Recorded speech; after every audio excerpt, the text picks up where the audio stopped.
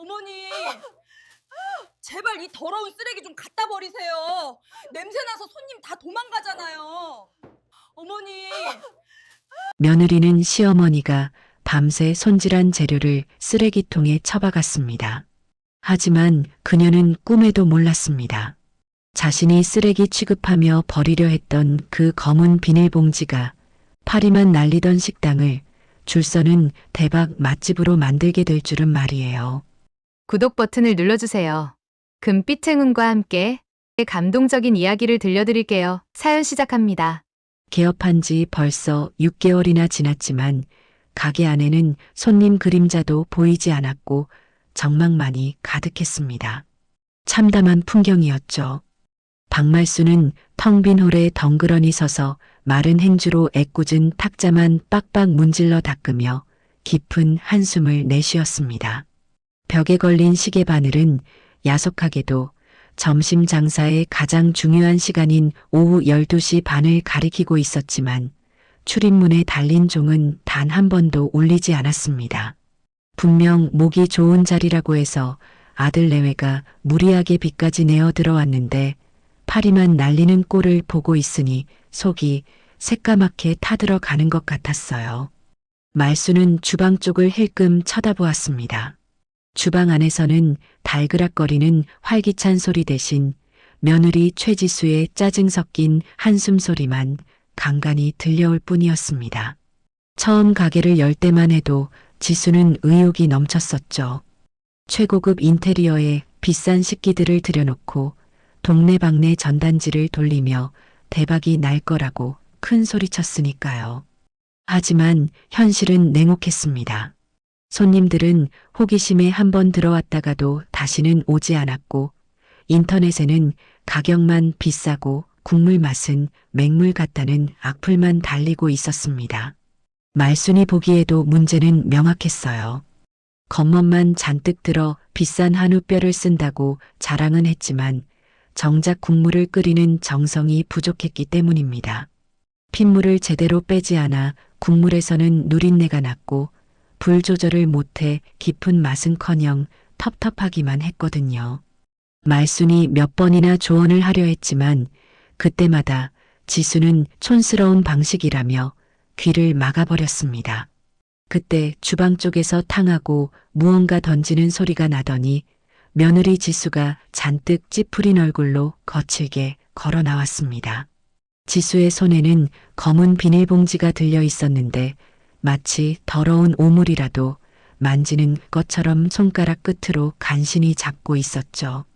지수는 말순을 보자마자 대뜸 날카로운 목소리로 쏘아붙였습니다. 어머니, 제가 이런 쓰레기 냉장고에 넣지 말라고 몇 번을 말해요? 지수는 대답도 듣지 않고 곧장 식당 뒷문으로 성큼성큼 걸어가더니 쓰레기통 뚜껑을 발로 뻥 찼습니다. 말수는 그 모습을 보고 가슴이 철렁 내려앉아 하던 일을 멈추고 다급하게 달려갔습니다. 절대 버려선 안 되는 것이었어요.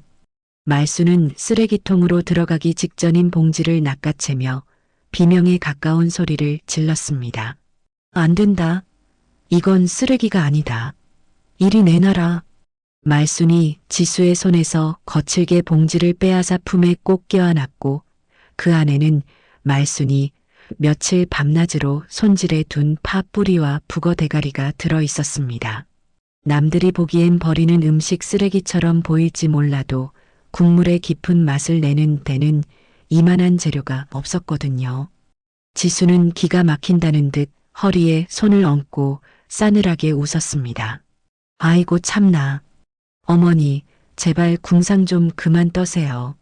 냄새나고 냉장고 자리만 차지하는데 그걸 도대체 왜 자꾸 모아두냐고요.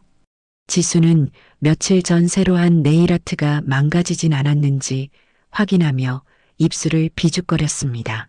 가게 월세가 석 달이나 밀려 건물주에게 독촉 전화를 받으면서도 며느리는 여전히 거칠애와 허영심을 버리지 못하고 있었죠. 말수는 억울함에 목이 메어왔지만 꾹 참고 차분하게 설명하려 애썼습니다. 지수야, 너가 몰라서 그래. 이게 들어가야 국물에서 잡내가 안 나고 시원한 맛이 나는 법이야. 내가 깨끗이 씻어서 말려둔 건데 왜 자꾸 버리려고 그러냐? 하지만 지수는 말순의 말을 귓등으로도 듣지 않았습니다.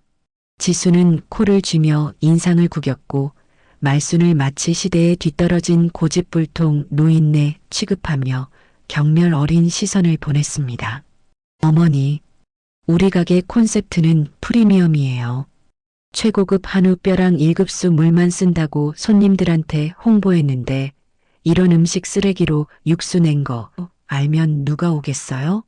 말수는 말문이 막혔습니다. 프리미엄이라는 허울 좋은 껍데기 때문에 정작 중요한 맛을 놓치고 있는 며느리가 너무나 답답했기 때문입니다. 음식 장사라는 게 좋은 재료만 쓴다고 되는 것이 아니라 그 재료를 어떻게 다루느냐가 핵심인데 지수는 그걸 전혀 이해하지 못하고 있었어요. 지수는 말순이 품에 안은 봉지를 혐오스럽다는 눈빛으로 훑어보며 한마디 더 덧붙였습니다. 그리고 어머니, 제발 그 냄새나는 봉지 좀 주방에서 치워주세요. 손님들이 냄새 맡으면 뭐라고 하겠어요? 안 그래도 장사 안 돼서 죽겠는데 어머니까지 왜 이러세요? 적반하장도 유분수지 장사가 안 되는 탓을 시어머니에게 돌리고 있었습니다. 말수는 화가 치밀어 올라 손이 부들부들 떨렸습니다. 평생을 시장 바닥에서 국밥을 팔며 자식들을 키웠고 그 국밥 한 돈으로 아들 대학 공부시키고 장가까지 보냈습니다. 그런데 자신의 피땀 어린 노하우가 며느리에게는 그저 가게 물을 흐리는 냄새나는 쓰레기 취급을 받고 있다는 사실에 억장이 무너지는 것 같았죠. 하지만 여기서 소리를 지르며 싸웠다가는 가뜩이나 기죽어 사는 아들 진호가 중간에서 난처해질 것이 뻔했습니다. 진호는 착해 빠져서 아내 말이라면 꼼짝도 못하는 위인이었으니까요. 말수는 깊은 숨을 들이마시며 끓어오르는 분노를 억눌렀습니다.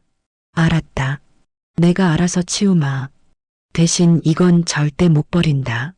말순이 단호하게 말하자 지수는 어이없다는 표정을 지으며 고개를 절레절레 흔들었습니다. 마음대로 하세요. 대신 제 눈에 한 번만 더 띄면 그땐 진짜 다 갖다 버릴 거니까 알아서 하세요. 지수는 쏘아붙이고는 획 돌아서서 주방으로 들어가 버렸습니다. 쾅 소리가 나게 문이 닫히고 다시 홀에는 무거운 정적만이 감돌았습니다. 말수는 힘이 풀려 주저앉듯 의자에 앉았어요. 품에 안은 검은 봉지에서는 구수하면서도 쌉싸름한 냄새가 났습니다. 이 냄새가 말순에게는 고향의 냄새이자 인생의 냄새였지만 며느리에게는 그저 악취일 뿐이라는 사실이 너무나 서글펐습니다. 말순은 봉지를 조심스럽게 열어보았습니다. 바싹 마른 팥뿌리와 북어 대가리가 보였습니다. 사람들은 이걸 보고 쓸모없다며 버리지만 사실 이것들이 뜨거운 물속에서 제 몸을 흐물흐물하게 녹여내야만 비로소 진하고 깊은 맛이 완성되는 법이거든요. 말수는 문득 자신이 저 팥뿌리 같다는 생각이 들었습니다.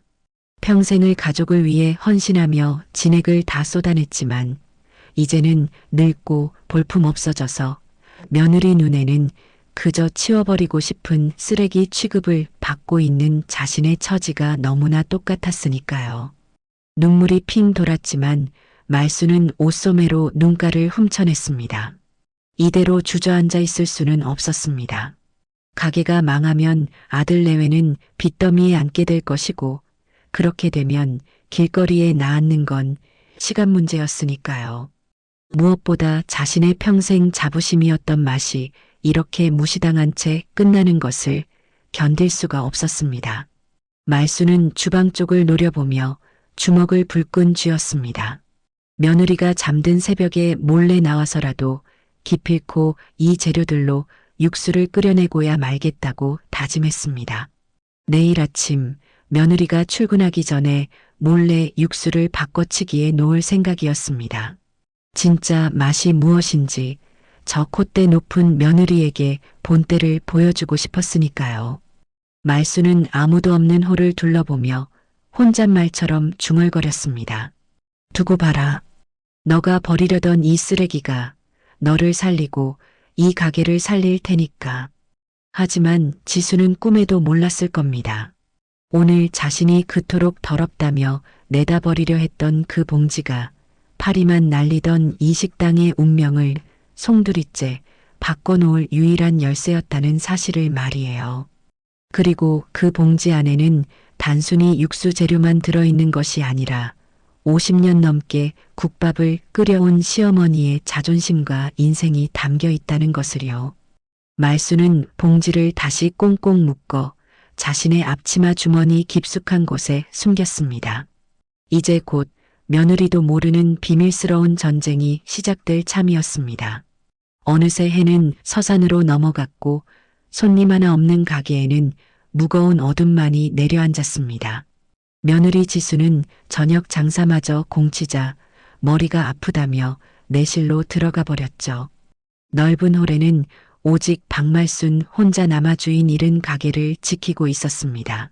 말순은 텅 빈 가게를 둘러보다가 습관처럼 걸레를 집어들고는 애꿎은 탁자 위만 빡빡 문질러 닦기 시작했어요. 아무리 닦아도 손님 없는 가게의 싸늘한 한기는 가시질 않았지만 이렇게라도 몸을 움직이지 않으면 불안해서 견딜 수가 없었거든요. 그때 맞은편 의자 위에 덩그러니 놓인 며느리의 가방이 눈에 들어왔습니다. 몇백만 원짜리 명품이라던 붉은색 가죽 가방이었는데 지퍼가 반쯤 열린 채 위태롭게 놓여 있었어요. 말수는 한숨을 내쉬며 가방을 정리해 주려 다가갔습니다. 가게 월세 낼 돈은 없어도 제 몸 치장할 돈은 있다는 며느리가 야속했지만 그래도 혹시나 비싼 가방에 먼지라도 앉을까봐 치워주려는 시어머니의 마음이었죠. 그런데 말순이 가방끈을 잡고 들어올리는 순간이었습니다. 가방이 묵직하게 기우뚱하더니 열린 지퍼 사이로 하얀 서류 뭉치들이 와르르 바닥으로 쏟아져 내렸습니다. 아이고, 이게 무슨 일이고. 지수가 알면 또 난리를 칠 텐데. 말수는 화들짝 놀라 주위를 두리번거리며 바닥에 흩어진 종이들을 허겁지겁 주워 담기 시작했습니다. 혹시나 내실 문이 열리고 며느리가 뛰쳐나와 남의 가방을 함부로 건드렸다며 소리를 지를까봐 말순의 거친 손길은 다급하게 움직였어요. 그런데 떨리는 손으로 종이를 줍던 말순의 동작이 일순간 딱딱하게 굳어버리고 말았습니다.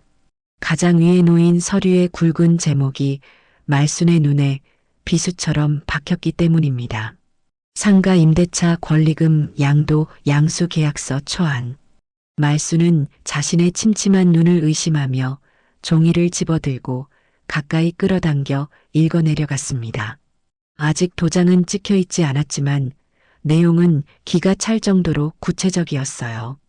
현재 가게의 보증금과 권리금을 시세보다 훨씬 낮게 책정해서라도 이번 달 안으로 급하게 처분하겠다는 조건들이 깨알같이 적혀 있었습니다. 말순의 심장이 쿵쿵거리며 요동치기 시작했습니다. 이 가게가 어떤 가게인가요? 말순이 평생 시장 바닥에 쭈그리고 앉아 국밥을 팔아모은 돈과 살던 전셋집까지 빼서 보태준 돈으로 아들 진호가 겨우 차린 가게였습니다.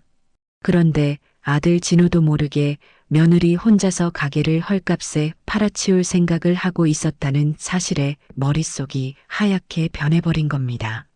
개업한 지 고작 6개월 만에 그것도 시어머니와 남편 몰래 가게를 넘기려 하다니 도무지 상식적으로는 이해할 수 없는 노릇이었죠. 하지만 진짜 충격은 그 다음이었습니다. 계약서 밑에 깔려있던 화려한 색감의 팜플렛 하나가 말순의 시선을 사로잡았습니다. 표지에는 푸른 숲속에서 행복하게 웃고 있는 노인들의 사진이 박혀 있었지만 그 위에 적힌 글씨는 말순을 지옥으로 떨어뜨리기에 충분했습니다. 하늘 요양원 입소 안내. 프리미엄 치매 케어 전문. 말순은 숨이 턱 막혀와서 아무런 소리도 낼 수 없었고 마치 누군가가 쇠망치로 뒤통수를 내려친 것 같은 충격에 휘청거렸습니다. 설마 하는 마음으로 떨리는 손가락으로 팜플렛을 펼치자 그 안에는 며느리의 익숙한 필체로 메모가 적혀 있었어요. 박말순, 68살, 치매 등급 판정, 상담 필요, 장기 입소 시 할인 가능. 그리고 그 옆에는 빨간색 펜으로 굵게 밑줄이 그어져 있었습니다. 가족 면회 사절 조건 선택 시 월 비용 20만 원 추가 할인. 말수는 다리에 힘이 풀려 그 자리에 털썩 주저앉고 말았습니다. 손에 쥔 팜플렛이 바들바들 떨렸고 활자 하나하나가 날카로운 칼날이 되어 가슴을 후벼 파는 것 같았죠. 면회 사절이라니요. 며느리는 단순히 가게를 파는 게 아니라 멀쩡한 시어머니를 치매 환자로 둔갑시켜 요양원에 가둬두고는 찾아오지도 않겠다는 무서운 계획을 세우고 있었던 겁니다. 애미야, 너가 어떻게 나한테 이럴 수가 있냐? 내가 너를 어떻게 생각했는데. 말순의 입에서 쉰소리 같은 탄식이 흘러나왔고 참아왔던 눈물이 본물 터지듯 쏟아져 내렸습니다. 지난 세월이 주마등처럼 스쳐 지나갔어요.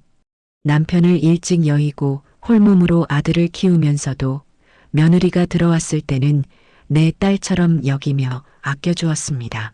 지수가 임신했을 때는 행여나 입덧이라도 할까봐 새벽같이 일어나 밥상을 차려다 바쳤고 산후조리 때는 손목이 시큰거려도 아이를 도맡아 키워줬습니다. 그런데 돌아온 대가는 따뜻한 밥 한 끼가 아니라 차가운 요양원 독방이라는 사실이 믿기지 않았습니다. 배신감과 공포가 뒤섞여 온몸이 사시나무 떨리듯 떨려왔고 심장이 쥐어짜는 듯한 통증이 밀려왔죠. 내실 쪽에서는 아무것도 모른 채 세상 모르고 자고 있을 며느리의 숨소리가 희미하게 들려왔습니다. 말수는 당장이라도 방문을 박차고 들어가 며느리의 머리채를 잡고 흔들며 따지고 싶었습니다. 내 육수 비법을 훔쳐서 가게를 팔고 그 돈으로 나를 고려장 지내려는 게 너 속셈이었냐고 고래고래 소리를 지르고 싶은 충동이 목구멍까지 차올랐습니다. 하지만 말수는 입술을 깨물어 피가 맺힐 정도로 꾹 참았습니다. 지금 난리를 쳐봐야 증거가 없다고 발뺌하면 그만일 것이고 오히려 며느리는 계획을 들켰으니 더 빠르게 일을 처리하려 들 것이 뻔했습니다. 게다가 착해 빠진 아들 진호는 아내 말이라면 파트로 매주를 쓴데도 믿는 사람이니 늙은 어미 말보다는 젊은 아내의 거짓 눈물을 더 믿을지도 몰랐으니까요. 무엇보다 지금 며느리를 쫓아내면 가게는 망하고 빚더미에 앉은 아들은 길거리에 나앉게 될 것이 눈에 훤했습니다. 말수는 흐르는 눈물을 거칠게 닦아냈습니다. 이대로 무너질 수는 없었습니다. 바닥에 흩어진 서류들을 원래대로 주워 담고 며느리의 가방 속에 아무 일 없었던 것처럼 다시 집어넣었습니다. 손은 여전히 덜덜 떨렸지만 말수는 애써 침착함을 유지하려 가슴을 쳤죠. 말수는 앞치마 주머니 속에 손을 넣어 아까 며느리에게서 지켜낸 검은 비닐봉지를 만지작거렸습니다. 바스락거리는 팥뿌리의 감촉이 손끝에 전해지자 차갑게 식었던 마음의 뜨거운 불길이 일기 시작했습니다. 이건 단순한 음식 재료가 아니었습니다. 말순이 지켜내야 할 자존심이자 이 끔찍한 상황을 뒤집을 수 있는 유일한 무기였죠. 이대로 당하고만 있을 수는 없었습니다. 며느리가 가게를 팔아치우고 자신을 버리기 전에 자신이 먼저 이 가게를 보란 듯이 살려내야만 했습니다. 가게가 대박이 나서 며느리가 함부로 팔 수 없게 만들고 사람들이 줄을 서게 만들어 내 실력을 증명해야 했습니다. 그렇게 해서 며느리가 꼼짝 못하게 만든 뒤 아들에게도 저 여자의 추악한 실체를 낱낱이 밝혀내야겠다고 다짐했습니다. 그래, 어디 한번 해보자. 너가 나를 저 요양원 구석에 처박기 전에 내가 먼저 결판을 낼 테니까. 말수는 비틀거리면서도 단단히 땅을 딛고 일어섰습니다. 그리고는 결연한 표정으로 주방으로 들어가 거대한 육수통 앞에 섰습니다. 새벽 공기는 살을 애는 듯 차가웠지만 말순의 이마에는 송글송글 땀방울이 맺히기 시작했죠. 이제부터 끓여낼 육수는 며느리의 악한 계획에 맞서는 말순의 선전포고이자 생존을 위한 처절하고도 뜨거운 몸부림이 될 것이었습니다. 어둠 속에서 가스불이 탁 소리를 내며 파랗게 켜졌습니다. 그 불꽃은 마치 며느리를 향한 말순의 분노처럼, 그리고 반드시 가게를 살리겠다는 희망처럼 활활 타오르기 시작했습니다. 모두가 잠든 새벽 4시, 도시의 가로등마저 졸고 있는 그 시간에 식당 주방에는 은밀한 불이 켜졌습니다. 박말순은 도둑고양이처럼 살금살금 주방으로 들어와 떨리는 손으로 가스불을 켰어요. 며느리 지수가 알면 당장 쫓겨날 일이었지만 말순에게는 이 새벽이 식당을 살리고 자신을 지킬 수 있는 유일한 기회였기 때문입니다. 말순은 품속에 숨겨두었던 검은 비닐봉지를 꺼내 조심스럽게 풀었습니다. 봉지 안에는 지수가 그토록 혐오하며 쓰레기 취급했던 북어 대가리와 팥뿌리, 그리고 말린 무청 시래기가 들어 있었죠. 말순은 그것들을 흐르는 물에 정성스럽게 씻어내며 마음속으로 간절히 기도했습니다. 제발 도와다오. 너희가 쓰레기가 아니라는 걸, 내가 쓸모없는 늙은이가 아니라는 걸 저 아이에게 좀 보여다오. 차가운 물에 손이 시려왔지만 말순은 멈추지 않았습니다. 거대한 육수통에 물을 가득 채우고 재료들을 쏟아부은 뒤 센 불로 팔팔 끓이다가 다시 약한 불로 줄여 은근하게 우려내기 시작했죠. 시간이 지나자 주방 안에는 기가 막힌 향기가 퍼지기 시작했습니다. 비린내는 온데간데 없고 코끝을 맴도는 구수하고 달큰한 냄새가 마치 오래된 고향집 아랫목처럼 따뜻하게 감돌았거든요. 지수가 비싼 한우뼈로 끓였을 때는 맡을 수 없었던 깊고 진한 진짜 육수의 냄새였습니다. 말순은 끓어오르는 거품을 걷어내며 국물을 한 숟가락 떠서 맛을 보았습니다. 입안 가득 퍼지는 감칠맛에 저절로 눈이 번쩍 뜨이고 감탄사가 터져나왔습니다. 그래, 바로 이 맛이다. 이게 진짜 국물이지. 말순은 서둘러 흔적을 지우기 시작했습니다. 육수 건더기들을 말끔히 건져내어 다시 검은 봉지에 숨기고 며느리가 출근하기 전에 주방을 깨끗이 닦아놓는 치밀함도 잊지 않았어요. 아침 9시가 되자 며느리 지수가 하품을 늘어지게 하며 가게로 나왔습니다. 지수는 들어오자마자 코를 킁킁거리며 고개를 갸웃거렸습니다. 어머니, 오늘따라 육수 냄새가 좀 다른 것 같은데요? 뭔가 좀 촌스러운 냄새가 나는데? 지수는 미간을 찌푸리며 육수통 뚜껑을 열어보았지만 안에는 뽀얀 국물만 있을 뿐 건더기는 하나도 없었기에 별다른 의심을 하지 못했습니다. 말순은 가슴이 철렁했지만 태어난 척 걸레질만 하며 딴청을 피웠죠. 글쎄다. 너가 어제 좋은 고기를 사와서 그런가 보다. 냄새가 아주 진국이네. 말순의 칭찬에 지수는 금세 입꼬리가 귀에 걸리며 으쓱거렸습니다. 그럼요.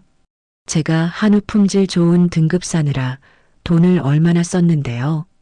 역시 재료가 좋아야 한다니까요. 지수는 자신이 끓이지도 않은 육수를 보며 자화자찬을 늘어놓았고 말순은 그 뒤통수를 보며 씁쓸한 미소를 지을 뿐이었습니다. 그리고 드디어 점심 장사가 시작되었습니다. 첫 손님은 근처 공사장에서 일하는 인부들이었습니다.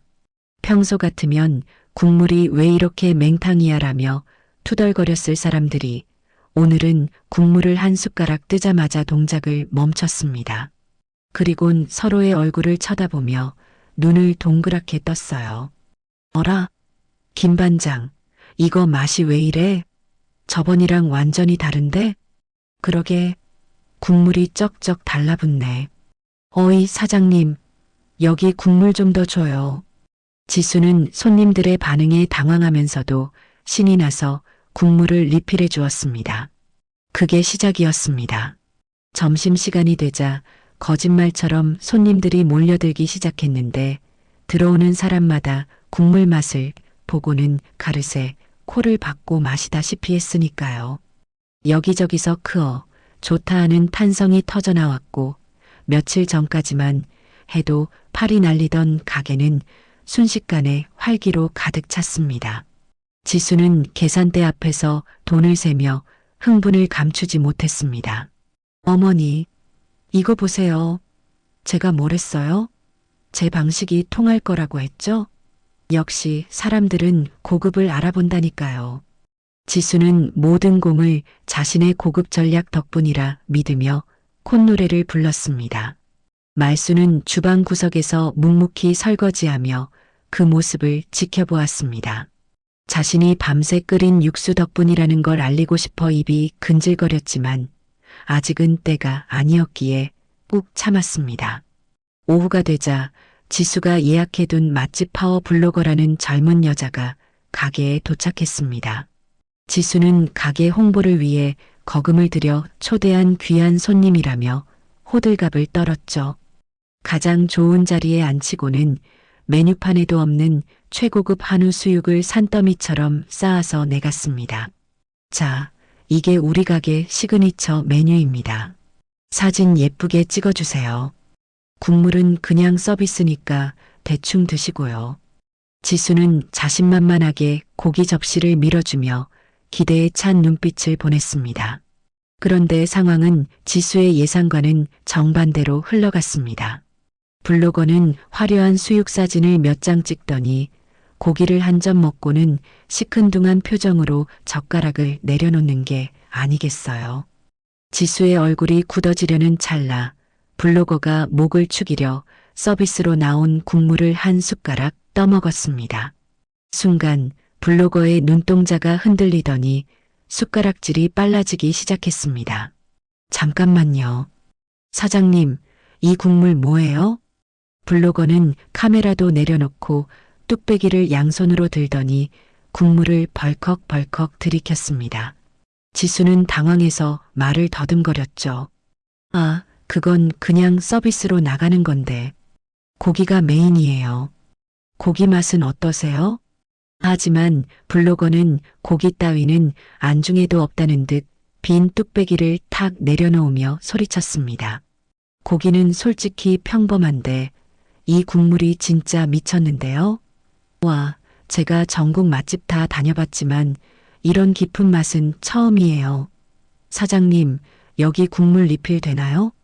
지수의 얼굴이 순식간에 울그락불그락 달아올랐습니다. 자신이 비싼 돈 들여 준비한 한우 수육은 찬밥 신세가 되고 며느리가 쓰레기라고 무시했던 재료로 끓인 서비스 국물만 극찬을 받고 있었으니까요. 주변 테이블의 손님들도 덩달아 거들기 시작했습니다. 맞아요. 이 집은 국물이 진짜라니까. 사장님, 저도 국물 좀 더 줘요. 고기는 됐고 국물만 따로 안 파나? 가게 안은 온통 국물 칭찬으로 도배가 되었고 지수는 칭찬을 듣고도 씹은 표정을 감추지 못했습니다. 자신의 실력을 인정받은 게 아니라 자신이 무시했던 시어머니의 촌스러운 맛이 인정받는 꼴이 되어버렸기 때문입니다. 지수는 억지로 웃으며 국물을 퍼다 나르면서도 속으로는 부글부글 끓어올랐습니다. 주방으로 들어온 지수는 신경질적으로 국자를 집어 던지며 말순을 노려보았습니다. 어머니, 도대체 국물에 뭘 넣으신 거예요? 제가 시키지 않은 거 넣지 말라고 했죠. 지수는 혹시나 시어머니가 조미료라도 왕창 넣은 건 아닌지 의심하는 눈치였습니다. 말수는 태연하게 행주를 짜며 대답했습니다. 넣긴 뭘 넣어. 너가 사온 그 좋은 뼈가 다 했다니까. 왜 손님들이 맛있다는데 기분 안 좋냐? 말순의 뼈 있는 한마디에 지수는 말문이 막혀 씩씩거리기만 했습니다. 반박하고 싶어도 손님들이 줄을 서서 먹고 있으니 할 말이 없었거든요. 하지만 지수의 눈빛에는 도끼가 서리기 시작했습니다. 자신이 주인공이어야 할 무대에서 이름 모를 조연에게 스포트라이트를 빼앗긴 여주인공처럼 질투와 열등감이 활활 타오르고 있었습니다. 그날 밤 가게 문을 닫고 정산을 마친 지수의 표정은 묘하게 일그러져 있었습니다. 매출은 개업 이래 최고를 찍었지만 자존심에는 큰 상처를 입었기 때문이죠. 말수는 내실로 들어가는 며느리의 뒷모습을 보며 앞치마 주머니 속의 검은 봉지를 다시 한번 꽉 움켜쥐었습니다. 오늘의 성공은 시작에 불과했습니다. 팥뿌리와 북어 대가리가 만들어낸 기적이 며느리의 콧대를 꺾어 놓았지만 동시에 며느리의 탐욕을 자극하는 위험한 불씨가 되었다는 것을 말수는 직감했습니다. 돈 냄새를 맡은 며느리가 과연 가만히 있을까요? 아니나 다를까 내실 문틈으로 며느리가 누군가와 통화하는 소리가 들려왔습니다. 여보세요? 네, 부동산이죠? 여기 장사 잘 돼요. 권리금 더 받을 수 있을 것 같은데. 네. 일단 보러 오세요. 말순의 가슴이 다시 철렁 내려앉았습니다. 장사가 잘 되자마자 며느리는 가게 값을 올려 팔 생각부터 하고 있었던 겁니다. 말순은 어둠 속에서 주먹을 불끈 쥐었습니다. 이제부터는 시간 싸움이었습니다. 며느리가 가게를 팔아치우기 전에 그리고 자신을 요양원으로 보내기 전에 이 전쟁을 끝내야만 했습니다. 블로거 사건 이후 가게는 연일 문전성시를 이루며 대박 행진을 이어갔지만 며느리 최지수의 의심병은 날이 갈수록 깊어만 갔습니다. 겉으로는 웃으며 카운터에서 돈을 세고 있었지만 속으로는 부글부글 끓어오르는 질투와 의구심 때문에 밤잠을 설치고 있었으니까요. 지수는 아무리 생각해도 이해할 수가 없었습니다. 자신이 비싼 한우뼈를 사다가 똑같은 시간 동안 끓여봐도 시어머니가 만든 그 깊은 맛은 절대 나지 않았거든요. 분명히 늙은 노인네가 자신 몰래 무언가 특별한 짓을 하는 게 틀림없었습니다. 그 비법만 알아내면 굳이 냄새나는 시어머니를 가게에 둘 필요도 없었고 권리금을 더 높게 쳐서 가게를 팔아치울 때도 유리할 게 뻔했죠. 결국 지수는 넘어서는 안 될 선을 넘고 말았습니다. 모두가 퇴근한 늦은 밤, 지수는 텅 빈 주방에 몰래 들어와 선반 위 양념통들 사이에 초소형 카메라를 설치했습니다. 인터넷으로 거금을 주고 산 고성능 카메라였는데 시어머니의 일거수일투족을 감시해서 비법을 훔쳐내겠다는 추악한 신보였죠. 다음 날 새벽 여느 때처럼 몰래 주방으로 나온 박말수는 육수통 앞에서 잠시 멈칫했습니다. 50년을 주방에서 살아온 베테랑의 감각은 속일 수가 없는 법이거든요. 평소와 달리 고춧가루통의 위치가 미묘하게 틀어져 있었고 그 뒤에서 낯선 빨간 불빛이 희미하게 깜빡거리고 있는 게 말순의 눈에 포착된 겁니다. 말순은 흠칫 놀라 뒷걸음질 쳤지만 이내 그 정체가 무엇인지 알아차리고는 헛웃음을 터뜨렸습니다. 기가 차서 이제는 시어미 감시하라고 도둑 카메라까지 달아났구나. 배신감을 넘어 며느리의 그 치졸함에 치가 떨렸습니다. 하지만 말수는 카메라를 떼어내거나 부숴버리는 대신 입가에 의미심장한 미소를 띄었습니다.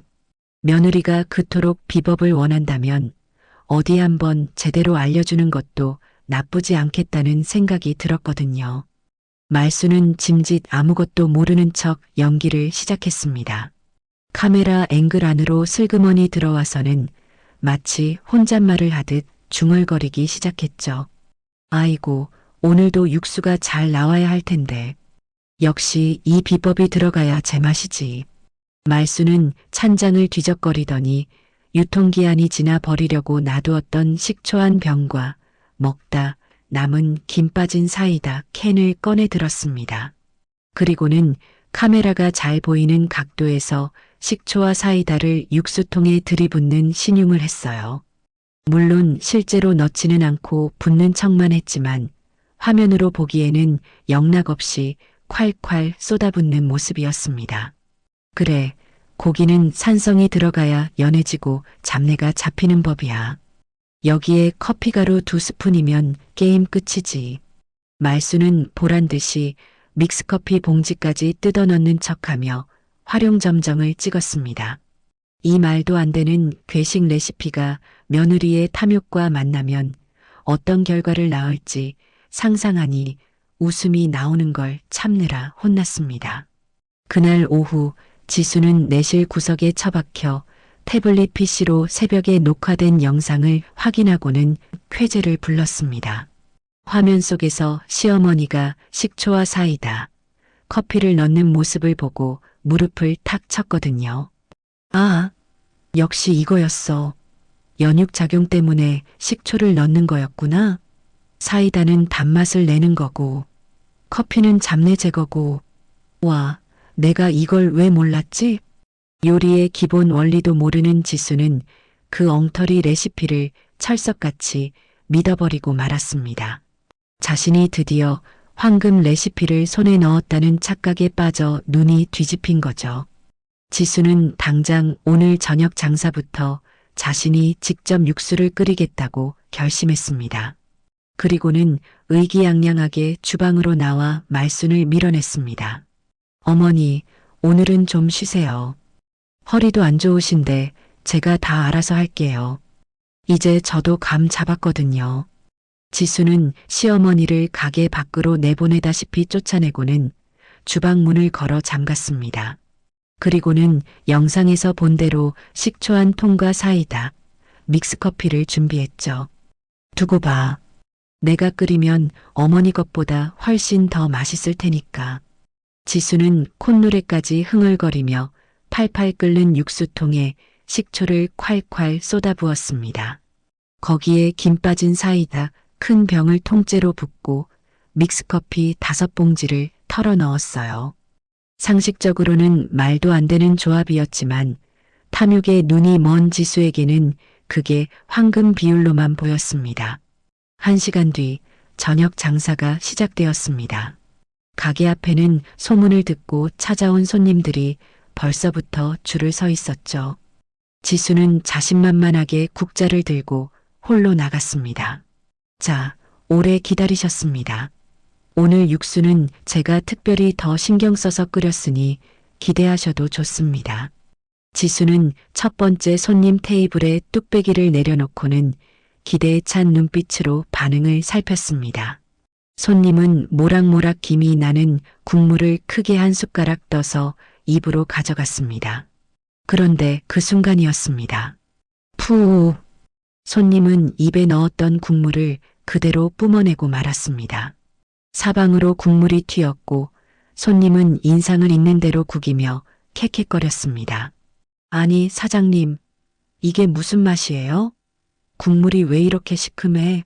상한 거 아니에요? 지수는 당황해서 얼굴이 하얗게 질렸습니다. 네, 그럴 리가 없는데요.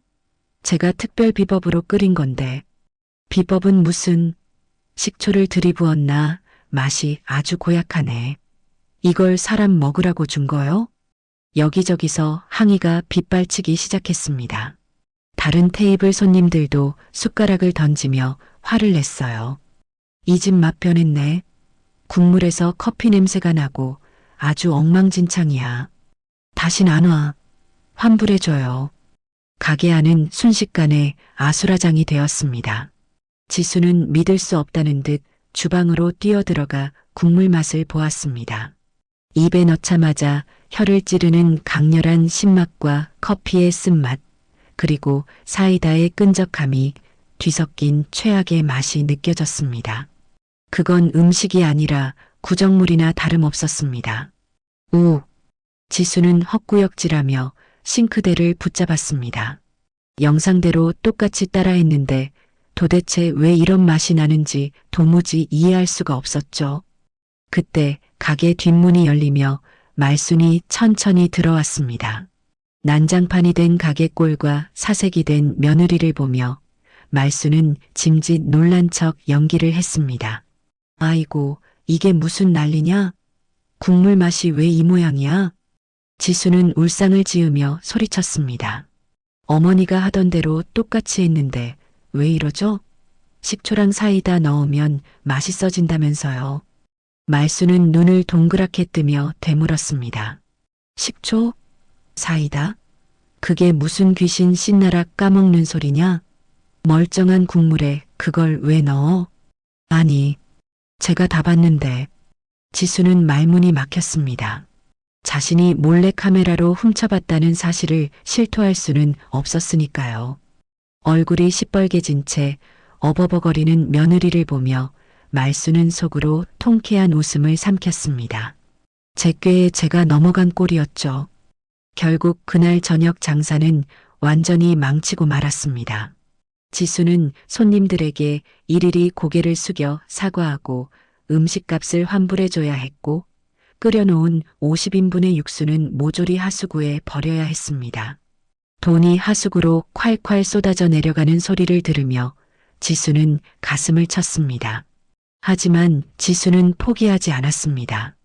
오히려 오기가 발동해서 눈에 핏발이 섰죠. 두고 봐. 이번엔 속았지만 다음엔 절대 안 당해.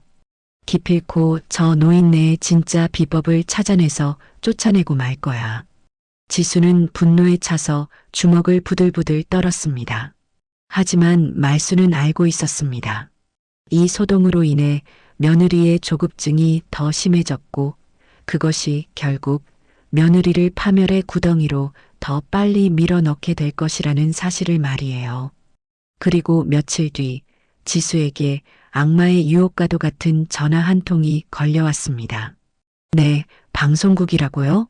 맛집 프로그램이요? 지수의 눈이 번들거렸습니다. 이것이야말로 권리금을 2배로 뻥튀기해서 가게를 팔고 시어머니를 요양원으로 보낼 수 있는 마지막 기회라고 생각한 겁니다. 하지만 지수는 몰랐습니다. 그 방송 출연이 자신의 화려한 인생 역전이 아니라 전 국민 앞에서 폐륜을 생중계하게 될 끔찍한 공개 처형의 날이 될 줄은 말이에요. 가짜 레시피 소동으로 50인분의 육수를 몽땅 하수구에 버린 그날 밤, 며느리 지수의 히스테리는 극에 달해 있었습니다. 돈이 아까워 발을 동동 구르던 지수는 신경질적으로 가게 문을 걸어 잠그고는 내실로 획 들어가 버렸죠. 말수는 난장판이 된 주방을 홀로 묵묵히 치우며 깊은 한숨을 삼켰습니다. 그때 가게 뒷문이 조심스럽게 열리더니 아들 진호가 비틀거리며 들어왔습니다. 술 냄새가 확 풍겼지만 진호의 얼굴은 취기보다는 삶에 찌든 피로와 고단함으로 흙빛이 되어 있었어요. 회사에서 상사에게 깨지고 실적 압박에 시달리다 늦게 퇴근한 것이 분명했습니다. 말수는 행주를 내려놓고 얼른 아들에게 다가갔습니다. 진호야, 이제 오냐? 밥은? 저녁은 먹었어? 진호는 힘없이 고개를 저으며 의자에 털썩 주저앉았습니다. 아니요, 입맛도 없고 그냥 자려고요. 지수는요? 지수는 먼저 들어갔다. 너 꼴이 이게 뭐냐? 얼굴이 반쪽이 됐네. 말수는 아들의 거칠어진 손을 잡으며 가슴이 미어지는 것 같았습니다. 내 배 아파 낳은 귀한 아들이 기가 센 며느리 눈치 보느라 밥도 제대로 못 얻어먹고 다니는 꼴을 보니 억장이 무너졌거든요. 말수는 주위를 두리번거리며 며느리가 나오지 않는 것을 확인하고는 아들의 소매를 끌었습니다. 이리 와라. 내가 낮에 따로 빼놓은 국물이 좀 있다. 한 그릇 먹고 들어가. 진우는 손사래를 쳤지만 말수는 아들을 억지로 구석진 테이블에 앉혔습니다.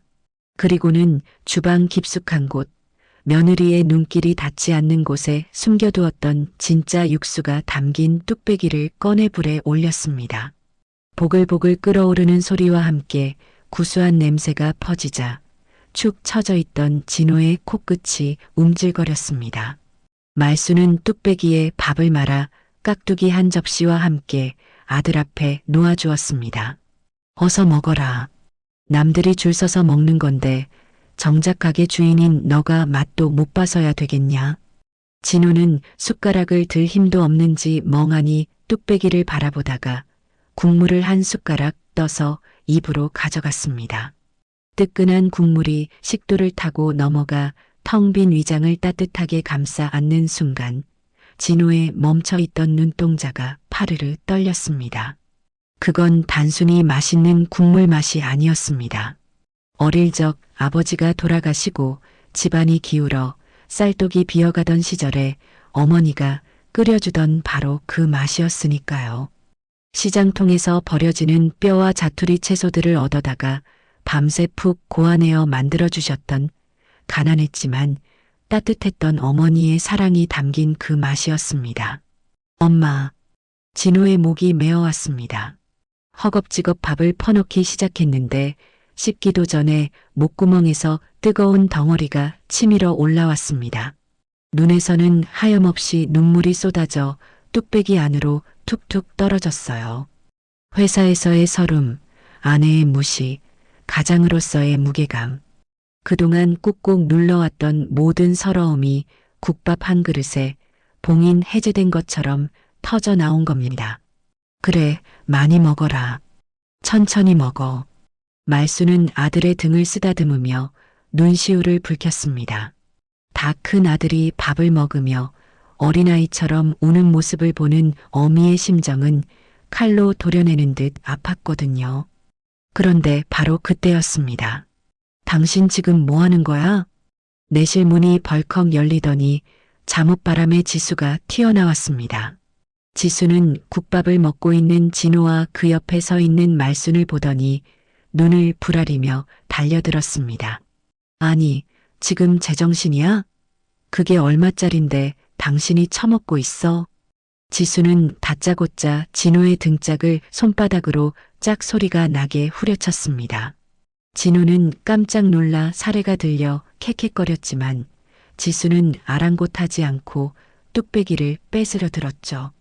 내일 팔 물량도 부족해서 난린데 당신이 뭔데 가게 매출을 축내냐고. 당신이 돈 벌어오면 다야? 이 한 그릇 팔면 10,000원이 남는다고. 말수는 기가 막혀서 몸이 부들부들 떨렸습니다. 남편이 늦게 들어와 밥을 먹는데 걱정은커녕 돈 타령을 하며 밥그릇을 뺏으려 드는 며느리의 모습이 짐승보다 못해 보였으니까요. 애미야, 너 말이 너무 심한 거 아니냐? 남편이 하루 종일 일하고 들어와서 밥 한 술 뜨는데 그게 그렇게 아깝냐? 말순이 소리쳤지만 지수는 코웃음을 쳤습니다. 어머니는 빠지세요. 이게 다 돈이라고요. 안 그래도 오늘 어머니 때문에 육수 다 버려서 손해가 얼만 줄 아세요? 빚 갚으려면 허리띠 졸라매도 모자랄 판에 아주 모자가 쌍으로 속 편한 소리만 하고 있네. 지수는 진호에게 삿대질하며 악다구니를 썼습니다. 그리고 당신 내일 아침 일찍 일어나서 마트 가서 무 좀 사와. 배달비 아껴야 하니까 직접 다녀오라고. 알았어? 진호는 밥풀이 묻은 입가를 닦으며 고개를 숙였습니다. 아내에게 대들 기운조차 없는지 아니면 어머니 앞에서 싸우는 모습을 보이기 싫어서인지 그저 알았어. 하고 기어들어가는 목소리로 대답할 뿐이었죠. 지수는 뺐다시피 한 뚝배기를 싱크대에 쾅 하고 처박았습니다.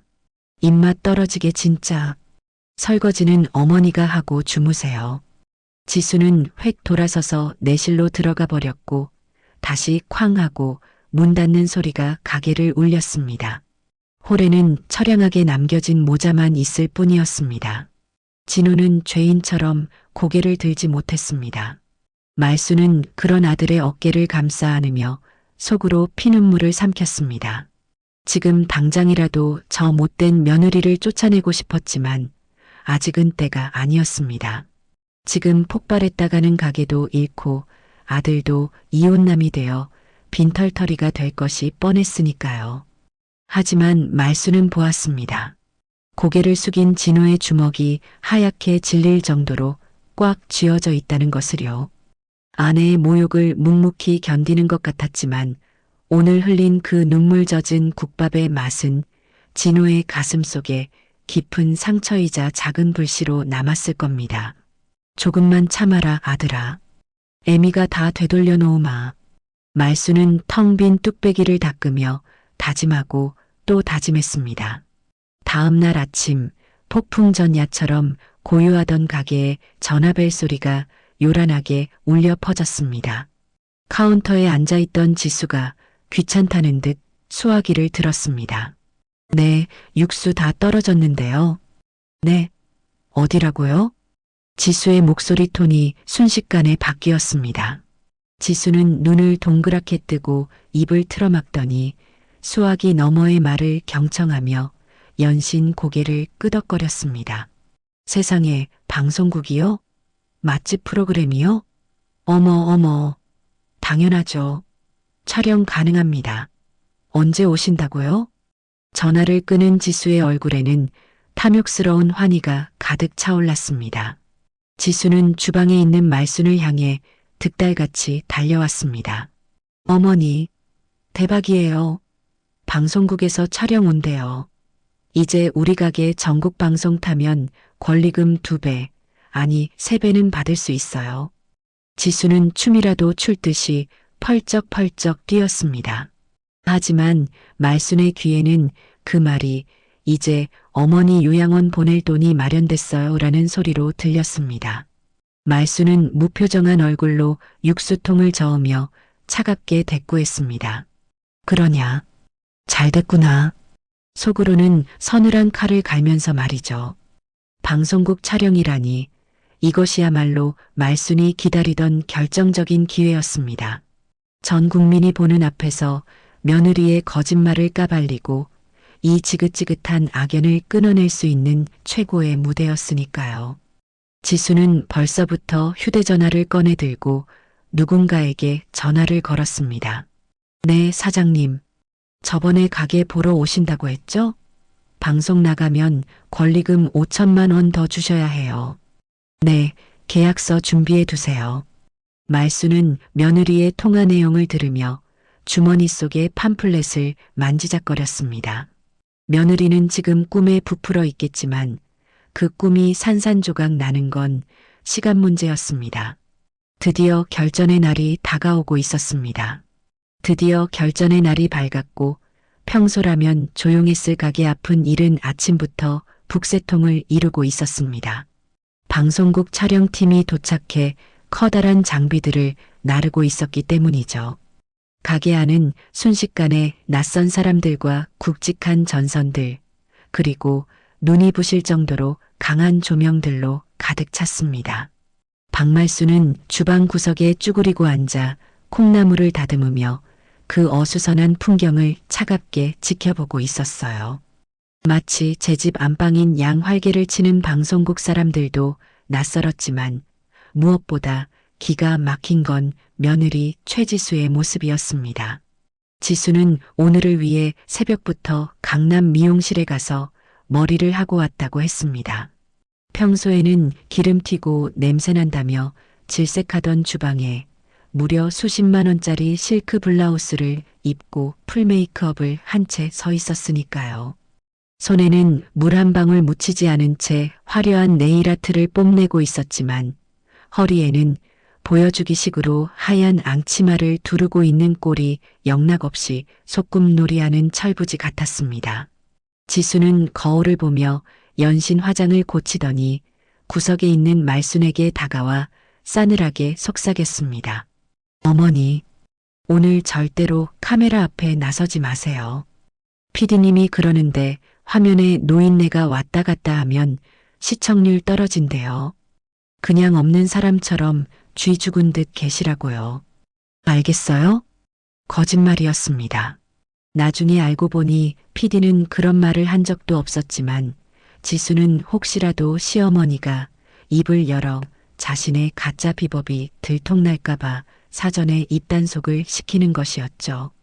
말수는 콩나물 대가리를 뚝 따며 무심하게 대꾸했습니다. 알았다. 너가 하라는 대로 하마. 말순의 순순한 대답에 지수는 안심한 듯 코웃음을 치며 돌아섰습니다. 진작 그러실 것이지. 오늘만 잘 넘기면 어머니도 편하게 살게 해드릴 테니까 협조 좀 잘하세요. 지수가 말하는 편한 삶이 요양원 독방이라는 걸 말수는 이미 알고 있었기에 그 뒷모습을 보며 속으로 피눈물을 삼켰습니다.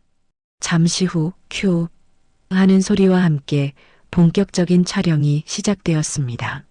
카메라에 빨간 불이 들어오자마자 지수의 얼굴은 순식간에 바뀌었습니다. 방금 전까지 시어머니를 쏘아보던 독살스러운 눈빛은 온데간데 없고 세상에서 가장 효심 깊고 성실한 며느리의 가면을 쓰고 생글생글 웃고 있었으니까요. 리포터가 마이크를 들이대며 밝게 질문을 던졌습니다. 와, 사장님. 가게에 들어오자마자 구수한 냄새가 진동을 하네요. 이 대박 국물의 비결이 뭔가요? 미모만큼이나 맛도 훌륭한데요. 지수는 수줍은 척 손으로 입을 가리며 호들갑을 떨었습니다. 어머, 과찬이세요. 비결이랄 게 뭐 있나요?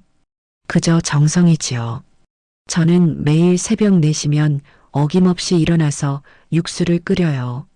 남들은 미련하다고 하지만 음식은 거짓말을 안 하잖아요. 구석에서 듣고 있던 말수는 기가 차서 헛웃음이 나올 뻔했습니다. 새벽 4시라니요.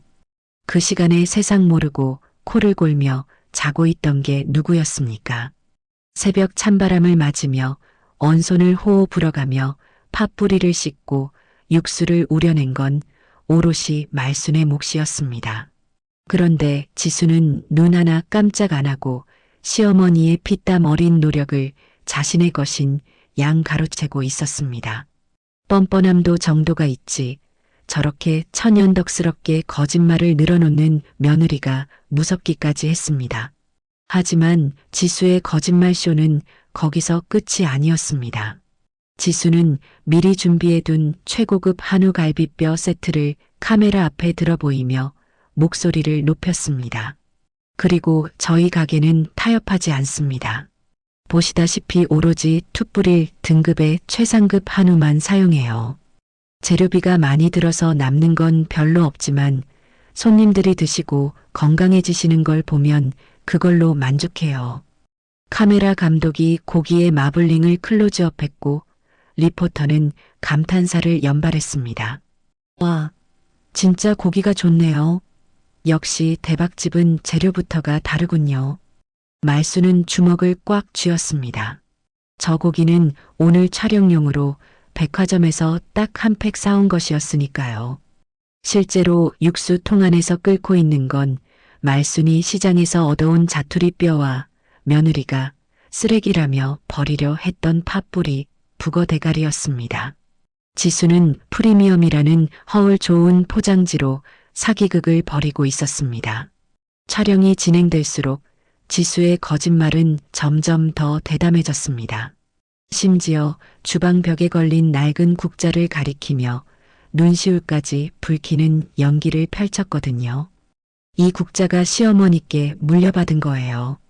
어머니가 편찮으셔서 이제는 제가 도맡아 하고 있지만 이 국자를 잡을 때마다 어머니의 마음을 생각하며 기도하는 심정으로 끓입니다. 말수는 더 이상 듣고 있기가 거북해 고개를 돌려버렸습니다. 편찮으시기는커녕 멀쩡히 살아서 바로 뒤에 앉아 있는데 전 국민 앞에서 시어머니를 병든 노인네로 만들고 있었습니다. 그런데 그때였습니다. 촬영 현장을 날카로운 눈으로 지켜보던 한 남자가 앞으로 걸어 나왔습니다. 이 프로그램의 총책임자인 강 PD였습니다. 그는 10년 넘게 전국의 맛집이란 맛집은 다 돌아다닌 베테랑 중의 베테랑으로 척하면 척하고 맛을 감별해내는 절대 미각의 소유자로 유명했습니다. 강 PD는 팔짱을 낀 채 지수를 빤히 쳐다보며 입을 열었습니다. 사장님 말씀 잘 들었습니다. 정성이 대단하시네요. 지수는 PD의 칭찬에 어깨가 으쓱해져서 더욱 환하게 웃었습니다. 아유, 감사합니다, PD님. 제가 좀 융통성이 없어서요. 호호. 그럼 그 정성이 들어간 국물, 제가 한번 맛봐도 될까요? 시청자들에게 맛 표현을 좀 리얼하게 전달해 드리고 싶어서요. 그럼요. 얼마든지요. 지수는 자신만만하게 국자를 들고 육수통으로 다가갔습니다. 어차피 지금 끓고 있는 건 시어머니가 새벽에 몰래 만들어둔 진짜 육수였으니 맛에는 자신이 있었거든요. 지수는 뜨끈한 국물을 뚝배기에 담아 강 PD 앞에 대령했습니다. 자, 드셔보세요. 한우의 깊은 풍미가 느껴지실 거예요. 강 PD는 숟가락을 들어 국물을 천천히 떴습니다. 가게 안의 모든 스태프와 지수, 그리고 구석의 말순까지 숨을 죽이고 그 모습을 지켜보았습니다. 강 PD는 국물을 입에 넣고 눈을 감은 채 한참 동안 음미했습니다. 지수는 기대에 찬 눈빛으로 강 PD의 입이 열리기만을 기다렸죠. 어서 맛있다고 말해. 대박이라고 말하라고. 그래야 권리금이 오르지. 지수의 머릿속은 온통 돈 계산으로 가득 차 있었습니다. 그런데 눈을 뜬 강 PD의 표정이 묘했습니다. 감탄이나 칭찬 대신 고개를 갸웃거리며 의아하다는 표정을 지었거든요. 강 PD는 다시 한번 국물을 떠먹어 보고는 숟가락을 천천히 내려놓았습니다. 그리고는 지수의 눈을 똑바로 쳐다보며 차갑게 물었습니다. 사장님, 네, 어떠세요? 끝내주죠? 아까 분명히 오로지 한우뼈로만 국물을 낸다고 하셨죠? 네, 네, 당연하죠. 최고급 한우요. 지수는 갑작스러운 질문에 당황하며 말을 더듬었습니다. 강 PD의 눈매가 날카로워졌습니다. 이상하네요. 제가 알기로 한우뼈만 고아내면 이런 맛이 날 수가 없거든요. 한우 특유의 기름진 고소함은 있는데 이 국물은 뭐랄까? 훨씬 더 시원하고 개운한 맛이 강해요. 마치 해산물 육수처럼요. 지수의 등줄기에 식은 땀이 한 방울 흘러내렸습니다. 아, 그게. 제가 핏물을 워낙 잘 빼서 깔끔해서 그럴 거예요. 제가 손질을 엄청 꼼꼼하게 하거든요. 지수는 억지 미소를 지으며 둘러댔지만 강 PD는 물러서지 않았습니다. 강 PD는 주방 안을 천천히 둘러보며 수사관처럼 신문하기 시작했습니다. 그래요? 핏물을 뺀다고 해서 고기 육수에서 바다 향이 나진 않습니다. 그리고 사장님, 아까 새벽 4시부터 끓이셨다고 했죠? 네, 맞아요. 그런데 사장님 손이 너무 곱네요. 새벽부터 찬물에 핏물 빼고 무거운 뼈 나르면서 일한 사람 손치고는 네일 아트가 하나도 안 까졌어요. 마치 방금 미용실 다녀온 분처럼요. 순간 촬영장 분위기가 싸늘하게 얼어붙었습니다. 스태프들도 웅성거리기 시작했고 카메라 감독은 줌을 당겨 지수의 당황한 얼굴과 화려한 손톱을 클로즈업했습니다. 지수의 얼굴은 홍당무처럼 붉어졌다가 이내 사색이 되었습니다. 거짓말이 탄로날 위기에 처하자 머릿속이 하얗게 변해버린 겁니다. 아니, 제가 관리를 잘해서. PD님, 왜 자꾸 꼬투리를 잡으세요? 맘만 있으면 된 거 아니에요? 지수는 되려 화를 내며 목소리를 높였지만 떨리는 목소리는 감출 수가 없었습니다. 강 PD는 헛웃음을 지으며 주방 깊숙한 곳으로 걸어 들어갔습니다. 맛있으면 그만이죠. 하지만 시청자들을 속이는 건 안 됩니다. 저는 이 맛의 진짜 비결이 궁금할 뿐입니다. 한우가 아니라면 도대체 뭐가 들어간 겁니까? 강 PD는 싱크대 아래쪽, 지수가 평소에는 거들떠보지도 않던 구석진 수납장을 향해 다가갔습니다. 지수는 비명을 지르듯 소리쳤습니다. 거긴 열지 마세요. 개인적인 물건들이에요. 하지만 이미 늦었습니다. 강 PD가 수납장 문을 열자 그 안에는 말순이 새벽에 육수를 끓이고 미쳐버리지 못한, 아니 나중에 다시 쓰려고 아껴둔 검은 비닐봉지가 숨겨져 있었습니다. 강 PD는 봉지를 꺼내 그 안을 들여다보았습니다. 축축하게 젖은 팥뿌리와 퉁퉁 부른 북어 대가리, 그리고 말린 밴댕이들이 들어 있었죠.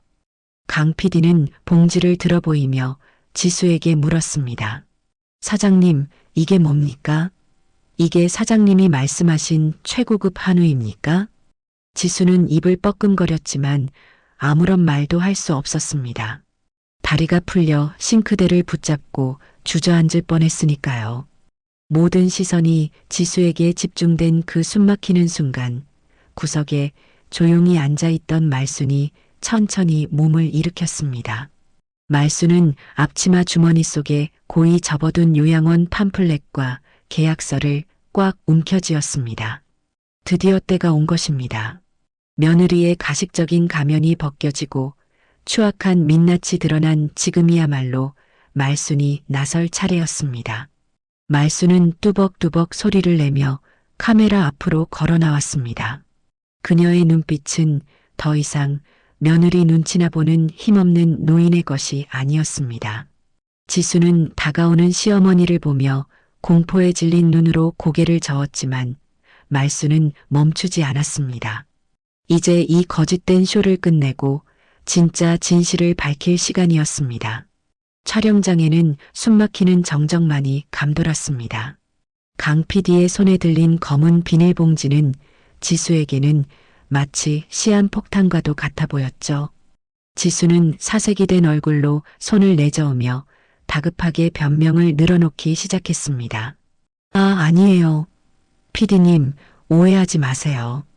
그건 그냥, 그래요. 쓰레기예요. 어머니가 치매기가 좀 있으셔서 버려야 할 음식 쓰레기를 자꾸 모아두시는 버릇이 있거든요. 제가 갖다 버리라고 몇 번을 말했는데 기어이 저기다 숨겨두셨나 봐요. 더러운 거니까 얼른 이리 주세요. 지수는 뻔뻔하게도 시어머니를 치매 노인으로 몰아가며 상황을 모면하려 들었습니다. 그리고는 강 PD의 손에서 봉지를 낚아채려고 손을 뻗었죠. 하지만 강 PD는 지수의 손을 가볍게 피하며 봉지를 더 높이 들어 올렸습니다. 강 PD의 눈매가 매섭게 변했습니다. 쓰레기라고요? 사장님 눈에는 이게 쓰레기로 보입니까? 강 PD는 봉지 안에 손을 넣어 바싹 마른 팥뿌리와 북어 대가리를 한 줌 꺼내 들었습니다. 그리고는 코에 갖다 대고 깊게 숨을 들이마셨죠. 냄새를 맡아보세요. 이게 썩은 냄새입니까? 아니면 잘 마른 건어물의 구수한 향입니까? 강 PD는 지수의 코앞에 재료들을 들이밀었습니다. 지수는 엉겁결에 코를 킁킁거렸고 며칠 전 자신이 맡았던 그 촌스러운 냄새가 확 풍겨왔습니다. 강 PD는 카메라를 향해 재료들을 보여주며 진지한 목소리로 설명을 이어갔습니다. 시청자 여러분, 잘 보십시오. 이건 쓰레기가 아닙니다. 팥뿌리는 국물의 잡내를 없애고 시원한 맛을 내는 최고의 향신 채소고 북어 대가리는 감칠맛의 폭탄입니다. 밴댕이는 국물에 깊이를 더해주고요. 요즘 식당들은 귀찮다고 캡사이신이나 조미료만 들이붓는데 여기는 이렇게 전통적인 방식으로 맛을 내고 있었던 겁니다. 강 PD의 설명에 촬영 스태프들과 구경하던 손님들이 고개를 끄덕이며 감탄했습니다. 와, 역시 맛집은 다르네. 저게 진짜 비법이었구나. 분위기가 반전되자 지수는 당황해서 눈동자가 흔들렸습니다. 강 PD는 다시 지수를 쏘아보며 결정적인 한 방을 날렸습니다. 사장님, 아까 새벽 4시부터 직접 끓이신다고 하셨죠? 그런데 본인이 끓이는 육수에 들어가는 핵심 재료를 쓰레기라고 부릅니까? 이건 사장님이 만든 게 아니라는 명백한 증거입니다. 그게 지수는 입이 10개라도 할 말이 없었습니다. 자신이 무시하고 버리려 했던 그것들이 사실은 대박 맛집의 1등 공신이었다는 사실이 만천하에 드러났으니까요. 강 PD는 실망한 기색이 역력한 표정으로 혀를 찼습니다. 거짓말로 방송 타서 돈 좀 벌어보려고 하신 것 같은데 저희 프로그램은 그런 사기극 안 찍습니다. 카메라 끄세요. 철수합시다. 강 PD의 단호한 철수 명령에 촬영장은 순식간에 아수라장이 되었습니다. 조명이 꺼지고 스태프들이 주섬주섬 장비를 챙기기 시작하자 지수는 이성을 잃고 강 PD의 팔을 붙잡고 매달렸습니다. PD님, 안 돼요. 잠깐만요. 한 번만 봐주세요. 제가 긴장해서 말실수한 거예요. 다시 찍어요, 네. 우리 가게 망한다고요. 지수는 울먹이며 애원했지만 그 눈빛은 반성이 아니라 놓쳐버린 돈에 대한 집착으로 이글거리고 있었습니다. 그때였습니다. 구석에 있던 박말순이 천천히, 아주 천천히 지수의 뒤로 걸어 나왔습니다. 말순의 손에는 꼬깃꼬깃하게 접힌 종이 뭉치가 들려 있었고 앙다문 입술은 파르르 떨리고 있었죠. 말순은 며느리의 옷자락을 잡고 있는 강 PD를 향해 낮지만 또렷한 목소리로 말했습니다. PD 양반, 아직 카메라 끄지 마시게. 강 PD와 지수가 동시에 뒤를 돌아보았습니다. 지수는 시어머니를 보자마자 화풀이라도 하듯 소리를 빽 질렀습니다. 어머니는 좀 빠져요. 노인네가 나서서 일 다 망쳐놓고 지금 뭐 하시는 거예요? 저리 안 가요? 지수는 말순을 거칠게 밀치려 했습니다. 하지만 말순은 꿈쩍도 하지 않았습니다. 오히려 지수의 팔을 뿌리치고는 한 발짝 더 앞으로 나서서 카메라 감독을 똑바로 응시했습니다. 찍으시게. 이 가게의 진짜 비법이 뭔지 내가 다 보여줄 테니까. 말순의 서슬 퍼런 기세에 눌린 카메라 감독은 얼떨결에 다시 녹화 버튼을 눌렀습니다. 말순은 떨리는 손으로 품에 안고 있던 종이들을 탁자 위에 탁 내려놓았습니다. 이게 내 며느리의 진짜 비법이다. 지수는 탁자에 놓인 종이를 보고는 비명을 질렀습니다. 아, 안 돼. 지수가 종이를 뺏으려 달려들었지만 강 PD가 한 발 앞서 종이를 집어들었습니다. 강 PD는 종이에 적힌 내용을 소리내어 읽기 시작했습니다. 상가 매매 계약서, 권리금 1억 5천만 원, 금매 조건. 강 PD의 목소리가 점점 커졌습니다. 하늘 요양원 입소 상담 신청서, 대상자 박말순, 특이사항 가족 면회 사절. 강 PD가 내용을 읽어 내려갈수록 가게 안은 찬물을 끼얹은 듯 조용해졌습니다. 손님들은 수군거리기 시작했고 스태프들은 경악한 표정으로 지수를 쳐다보았습니다.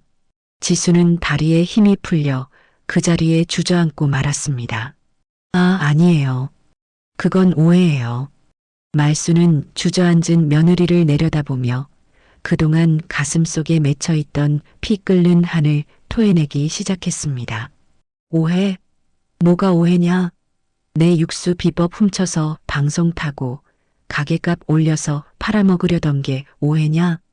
그것도 모자라서 멀쩡한 시어미를 치매 환자로 몰아서 요양원에 가두려던 게 오해란 말이냐? 말순의 호통 소리가 가게를 쩌렁쩌렁 울렸습니다. 내가 너를 어떻게 키웠는데 내 아들 굶겨가며 모은 돈으로 차려준 가게다. 그런데 너가 감히 나를 버려? 쓰레기는 팥뿌리가 아니라 사람 탈을 쓰고 시어미를 내다 버리려던 바로 너다. 말순의 눈에서 참았던 눈물이 주르륵 흘러내렸습니다. 그것은 분노의 눈물이자 자식같이 믿었던 며느리에게 배신당한 처절한 슬픔의 눈물이었습니다. 지수는 고개를 들 수 없었습니다. 모든 것이 끝났다는 절망감과 수십 명의 사람들이 자신을 향해 쏟아내는 경멸 어린 시선을 견딜 수가 없었거든요. 카메라는 이 모든 상황을 적나라하게 담고 있었습니다. 대박 맛집 사장님의 성공 신화가 아니라 탐욕에 눈이 멀어 가족을 버리려 했던 폐륜 며느리의 추악한 민낯이 실시간으로 기록되고 있었던 겁니다. 강 PD는 싸늘한 표정으로 팜플렛을 지수 앞에 던졌습니다. 방송은 나갈 겁니다. 맛집 소개가 아니라 사회 고발 프로그램으로 말이죠. 전 국민이 사장님의 이 기막힌 효심을 알게 되겠네요. 지수는 으앙 하고 바닥을 치며 통곡했습니다. 하지만 그 누구도 지수를 동정하지 않았습니다. 오히려 손님들은 혀를 차며 손가락질을 했고 어떤 손님은 먹던 숟가락을 탁 내려놓으며 소리쳤습니다. 더러워서 못 먹겠네. 저런 사람이 만든 음식을 어떻게 먹어? 할머니 불쌍해서 어떡해. 경찰 불러야 되는 거 아니야? 가게는 순식간에 난장판이 되었습니다. 말수는 엉망이 된 가게 한복판에 서서 거친 숨을 몰아쉬었습니다. 가슴이 뻥 뚫린 것처럼 시원하면서도 한편으로는 억장이 무너져 내리는 아픔이 밀려왔습니다. 결국 이렇게 끝장을 보고야 말았습니다. 하지만 후회는 없었습니다. 자신을 지키기 위해 그리고 아들의 미래를 위해 썩은 살을 도려낸 것뿐이었으니까요. 그때였습니다. 가게 문에 달려있던 종이 딸랑하고 울리더니 헐레벌떡 뛰어온 아들 진호가 들어섰습니다. 진호는 엉망이 된 가게와 바닥에 주저앉아 우는 아내, 그리고 서슬퍼런 표정으로 서 있는 어머니를 번갈아 보며 입을 다물지 못했습니다. 그리고 바닥에 흩어진 요양원 팜플렛이 진호의 눈에 들어왔습니다. 진호의 눈동자가 지진이 난 듯 흔들리기 시작했습니다. 이제 마지막 심판의 시간이 다가오고 있었습니다. 딸랑. 경쾌하게 울린 문종 소리와는 달리 가게 안으로 들어선 진호의 발걸음은 납 덩어리를 매단 듯 무거웠습니다. 회사에서 급한 호출을 받고 조퇴까지 하고 달려온 참이었죠. 아내 지수가 아침에 방송국에서 촬영 오니까 당신도 빨리 와서 인터뷰 준비해 라고 닥달했기 때문입니다. 진호는 넥타이를 느슨하게 풀며 억지 미소를 지을 준비를 했습니다. 하지만 가게 안으로 한 발자국 들어선 순간 진호는 그 자리에 얼어붙고 말았습니다. 자신이 예상했던 화기애애한 촬영 현장의 모습은 온데간데없고 마치 폭격이라도 맞은 듯 쑥대밭이 된 풍경이 눈앞에 펼쳐져 있었으니까요. 조명은 꺼져 있었고 손님들은 웅성거리며 손가락질을 하고 있었습니다. 그리고 가게 한복판에는 아내 지수가 바닥에 주저앉아 짐승처럼 울부짖고 있었고 그 앞에는 어머니 말순이 서슬퍼런 표정으로 서 있었습니다. 이게 다 무슨 일이야? 진호는 떨리는 목소리로 물었지만 아무도 대답해주지 않았습니다. 그때 진호의 발치에 굴러다니는 구겨진 종이 한 장이 눈에 들어왔습니다. 지수가 아까 뺏으려다 놓친 말순이 폭로했던 바로 그 요양원 팜플렛이었죠. 진호는 홀린 듯 허리를 굽혀 종이를 집어들었습니다. 종이를 펼치는 순간 진호의 눈동자가 지진이 난 듯 심하게 흔들리기 시작했습니다.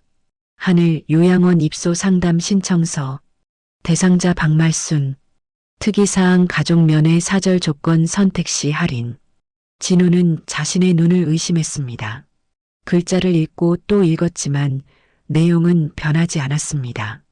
옆에 떨어진 매매 계약서에는 가게 권리금으로 해외 이민을 준비하려던 계획까지 적혀 있었습니다.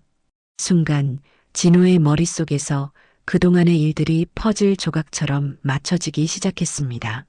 아내가 왜 그토록 가게 매출에 집착했는지, 왜 어머니를 주방에서 쫓아내려 했는지, 그리고 왜 자신에게 어머니를 모시고 여행을 가자며 인감도장을 요구했는지 말이에요.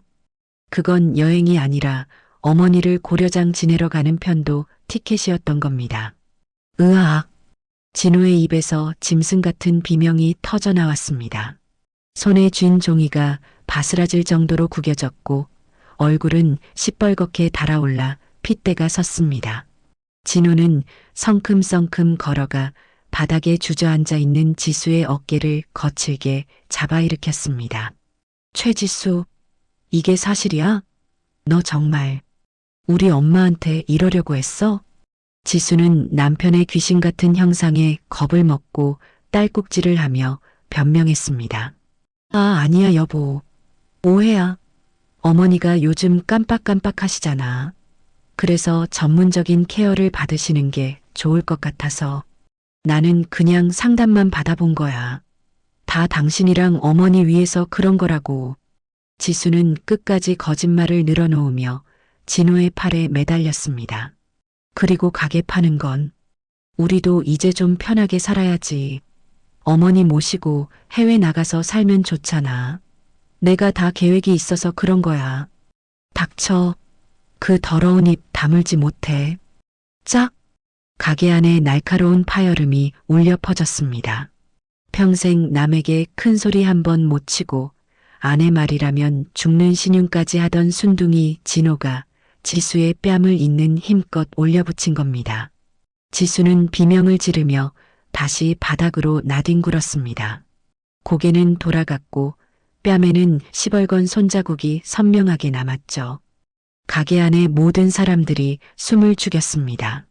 진호는 거친 숨을 몰아쉬며 삿대질을 했습니다. 편하게 살아?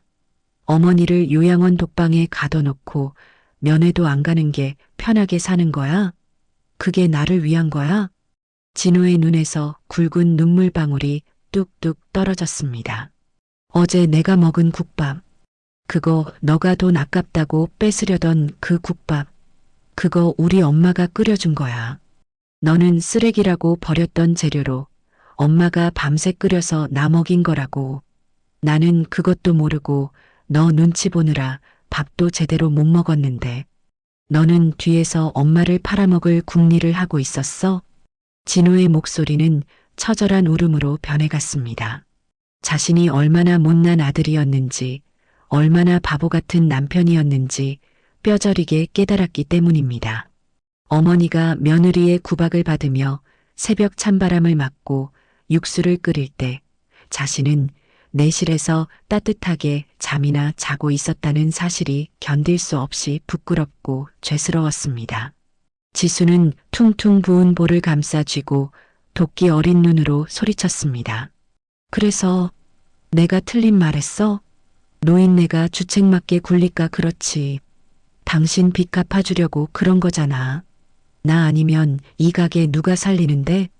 당신이 살릴 거야? 능력도 없는 주제에 어디서 손찌검이야. 지수는 아직도 상황 파악을 못하고 악다구니를 썼습니다. 돈이면 다 되는 줄 아는 그 썩어빠진 정신머리는 고쳐질 기미가 보이지 않았죠. 그때 구석에서 상황을 지켜보던 강 PD가 카메라 감독에게 신호를 보냈습니다. 카메라는 여전히 돌아가고 있었고 이 막장 드라마보다 더한 현실은 고스란히 렌즈에 담기고 있었습니다. 진호는 차갑게 식은 눈으로 아내를 내려다보았습니다. 그 눈빛에는 더 이상 예전의 애정이나 미련은 티끌만큼도 남아있지 않았습니다. 오직 경멸과 혐오만이 가득할 뿐이었죠. 그래, 나 능력 없어. 그래서 이제라도 정신 차리려고. 진호는 바닥에 떨어진 요양원 팜플렛을 지수의 얼굴에 획 집어 던졌습니다. 당장 내 가게에서 나가. 그리고 이혼 서류 준비해. 위자료 청구는 내가 할 거니까 그런 줄 알아. 이혼?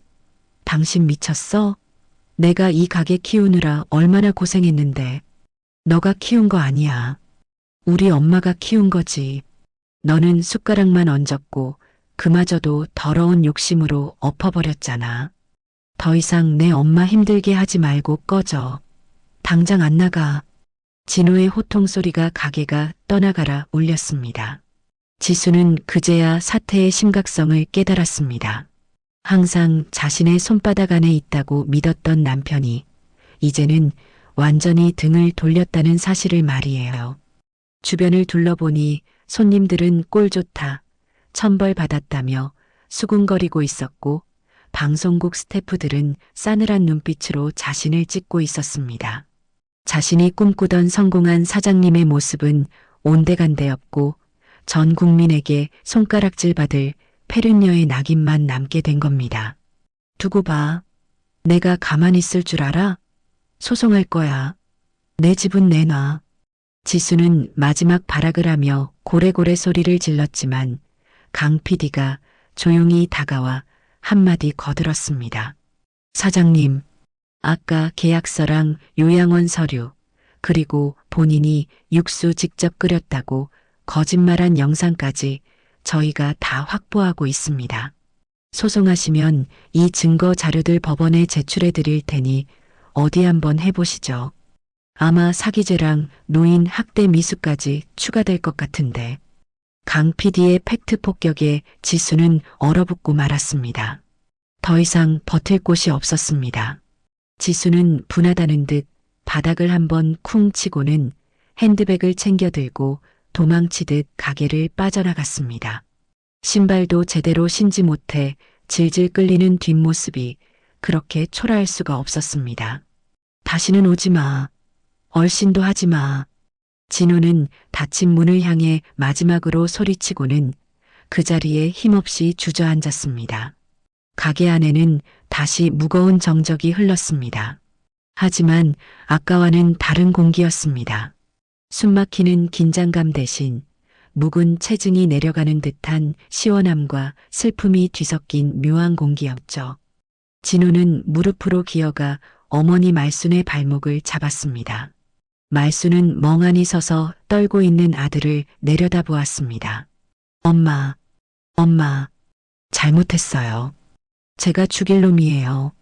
진호는 어머니의 발등에 얼굴을 묻고 어린아이처럼 엉엉 울기 시작했습니다. 엄마가 이렇게 당하는 줄도 모르고 나는 바보같이 잠이나 자고 엄마 버리려고 한 것도 모르고 흐흑. 아들의 뜨거운 눈물이 말순의 양말을 적셨습니다. 말순은 떨리는 손을 들어 아들의 머리를 쓰다듬었습니다. 그동안 며느리 때문에 아들에게 서운했던 마음, 억울했던 감정들이 눈 녹듯 사라지고 오직 자식에 대한 안쓰러움만 남았습니다. 아니다. 너가 알았으면 됐다. 너가 내 편 들어줬으면 그걸로 됐다네. 말순의 눈에서도 굵은 눈물방울이 뚝뚝 떨어졌습니다. 그것은 슬픔의 눈물이 아니라 드디어 아들을 되찾았다는 안도의 눈물이었습니다. 손님들 중 몇몇은 훌쩍거리며 눈물을 훔쳤고 강 PD도 씁쓸한 표정으로 카메라를 끄다고 손짓했습니다. 가게는 엉망이 되었지만 말순과 진호 모자에게는 새로운 시작이었습니다. 거짓과 탐욕으로 얼룩졌던 며느리의 흔적을 지워내고 진짜 가족의 사랑과 정성으로 다시 시작할 수 있는 기회가 찾아온 것입니다. 진호는 어머니를 부둥켜 안고 한참을 울었습니다. 그리고 다짐했습니다. 다시는 어머니의 눈에서 눈물이 나게 하지 않겠다고. 이 가게는 며느리의 것이 아니라 오롯이 어머니 박말순의 것이라는 걸 세상에 증명해 보이겠다고 말이죠. 며느리 최지수가 쫓겨나고 폭풍 같았던 촬영이 끝난 뒤 가게에는 비로소 평화가 찾아왔지만 그 풍경은 처참했습니다. 바닥에는 깨진 그릇 조각들이 널려 있었고 지수가 걸어놓았던 프리미엄 한우 현수막은 반쯤 뜯겨져 너덜거리고 있었으니까요. 하지만 박말순과 진호 모자는 절망하지 않았습니다. 오히려 묵은 체증이 내려간 듯 가벼운 마음으로 가게를 치우기 시작했습니다. 진호는 양복 상의를 벗어 던지고 소매를 걷어붙였습니다. 그리고는 사다리를 타고 올라가 가게 벽면을 가득 채우고 있던 지수의 허영심 덩어리들을 하나씩 뜯어냈습니다. 엄마, 이것들 다 버릴게요. 가짜는 이제 필요 없잖아요. 진호는 지수가 비싼 돈을 주고 달았다던 화려한 샹들리에 조명부터 거짓말이 적힌 메뉴판까지 모조리 떼어내 쓰레기 봉투에 담았습니다. 말순은 빗자루질을 하며 그런 아들의 뒷모습을 묵묵히 지켜보았습니다. 그래, 싹 다 버려라. 속이 다 시원하다. 텅 비어버린 벽면이 허전해 보일 수도 있었지만 말순의 눈에는 오히려 그게 더 깔끔하고 후련해 보였습니다. 마치 며느리가 남기고 간 탐욕의 때를 벗겨내고 본래의 소박하고 정직했던 모습으로 돌아가는 신성한 의식 같았거든요. 일주일 뒤 드디어 방송이 나가는 날이 되었습니다. 말순과 진호는 텅 빈 가게에 앉아 텔레비전 앞을 지켰습니다. 사실 걱정이 태산 같았습니다. 촬영장이 엉망진창이 되고 폐륜 소동까지 벌어졌으니 혹시나 가게 이미지가 바닥으로 떨어져서 영영 문을 닫게 되는 건 아닌지 두려웠기 때문입니다. 진호는 긴장해서 마른 침을 꼴깍 삼켰습니다. 엄마, 혹시 우리 얼굴에 모자이크 처리돼서 범죄자처럼 나오는 거 아니에요? 사람들이 욕하면 어떡하죠? 괜찮다. 죄 지은 사람은 따로 있는데 우리가 왜 숨냐? 그냥 있는 그대로만 나오면 된다. 말수는 애써 담담한 척했지만 무릎 위에 올려둔 손은 가늘게 떨리고 있었습니다. 드디어 프로그램의 로고가 뜨고 화면 속의 가게의 모습이 비치기 시작했습니다. 그런데 방송의 내용은 모자의 예상과는 완전히 달랐습니다. 강 PD는 약속대로 거짓 없는 방송을 만들었지만 그 방향은 자극적인 폭로전이 아니라 진심의 초점이 맞춰져 있었거든요. 화면은 새벽 4시 며느리 몰래 나와 팥뿌리를 씻고 육수를 끓이는 말순의 굽은 등과 거친 손을 클로즈업해서 보여주었습니다. 잔잔한 내레이션이 흘러나왔습니다.